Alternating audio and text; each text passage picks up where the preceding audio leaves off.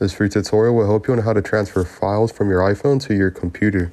If this helped, drop a like, share the video, and subscribe for more. Assuming you want to transfer a file from your iPhone, let's say you want to transfer this onto the computer, open up the App Store. Underneath the App Store, you want to click search and you want to basically type in file space transfer, and then basically you want to scroll down until you see this application. It just says file transfer app. It's right here, 5.1K reviews. You want to download this. Once you have this open up and loaded, basically you want to click files. As you can see, we don't have any files. Go to the top right hand screen, click the three icons right here. You want to click import files and click the file you would like to import, and then click open. And now it is loaded up here, and make sure you select the file you would like to send. Click select.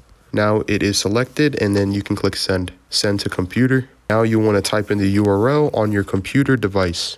As you refresh the page, this is the file transfer app. Basically now you just want to click download completely for free.